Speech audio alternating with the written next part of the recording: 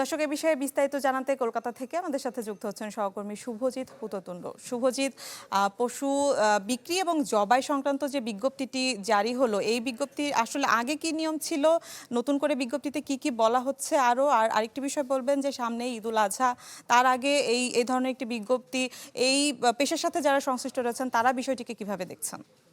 ঈদ আসবে, সাথে ক্যাশব্যাকও আসবে। নিজের বা প্রিয়জনের জন্য কেনাকাটায় এবারও নগদ পেমেন্টে পাচ্ছেন দারুণ ক্যাশব্যাক। তাই যাই কিনুন, পেমেন্ট করুন নগদে। মিলা, প্রথমেই বলি যে নতুন করে কোনো আইন জারি হয়নি। আপনি জানেন ভারতের প্রায় 20টি রাজ্যে গোহত্যা আংশিকভাবে বা সম্পূর্ণভাবে নিষিদ্ধ, কিন্তু পশ্চিমবঙ্গের ক্ষেত্রে কোনোদিন নিষিদ্ধ ছিল না বা আসামেও নিষিদ্ধ নয়।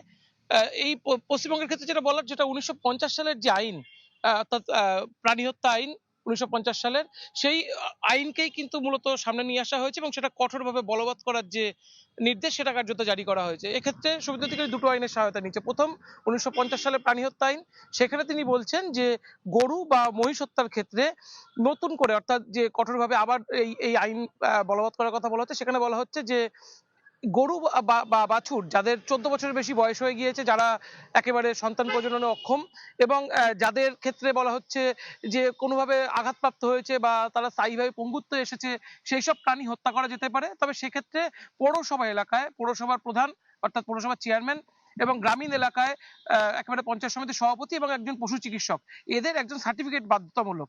এই সার্টিফিকেট যদি থাকে, সেক্ষেত্রে এই প্রাণী জবাই করা যাবে। এবং এই প্রাণী জবাই করার জন্য যদি নিয়ে যাওয়া হয়, সেক্ষেত্রে যে বাধা দেওয়ার যে ছবি বিভিন্ন সময় ভারতবর্ষের সামনে এসেছে, এই বাধা দেওয়া যাবে না, এই সার্টিফিকেট থাকতে হবে। এবং এর পাশাপাশি আরেকটা আইন সামনে আনা হয়েছে। এই আইনটি কিন্তু উল্লেখযোগ্যভাবে এটা মমতা ব্যানার্জির সময় নেওয়া আইন। এটা একেবারে এই 2018 সালের আইন। সেই সময় 2018 সালে এসএফ একটা অর্ডার জারি হয় কলকাতা হাইকোর্টে, এবং সেখানে বলা হয় যত্রতত্র গোমাংস কাটা হচ্ছে, এই সংক্রান্ত একটা অর্ডারের ক্ষেত্রে কলকাতা হাইকোর্ট নির্দেশ জারি করে।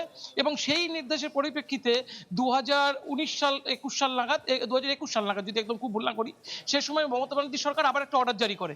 সেই অর্ডারে বলা হয় যে যত্রতত্র এই গরু বা মহিষ জবাই করা যাবে না, তাদের নির্দিষ্ট সরকার নির্ধারিত যেসব কসাইখানা, সেখানে এনে জবাই করতে হবে। অর্থাৎ শুভেন্দু অধিকারী যে দুটো আইনের সহায়তা নিয়েছে, তার একটা কংগ্রেস আমলে 1950 সালে, এবং দ্বিতীয় যে আইনের সহায়তা নিয়েছে সেটা একদম 2018 সালের, সেটা সরকারি নির্দেশিকা, সেটা মমতা ব্যানার্জি সরকারের আমলে।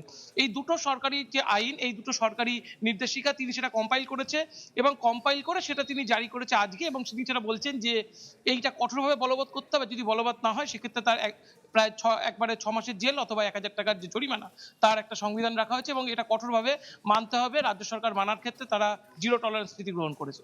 মিলা। জি শুভজিৎ, ধন্যবাদ আপনাকে। কলকাতা থেকে সহকর্মী শুভজিৎ পুততুণ্ড আমাদের সাথে যুক্ত হয়েছিলেন।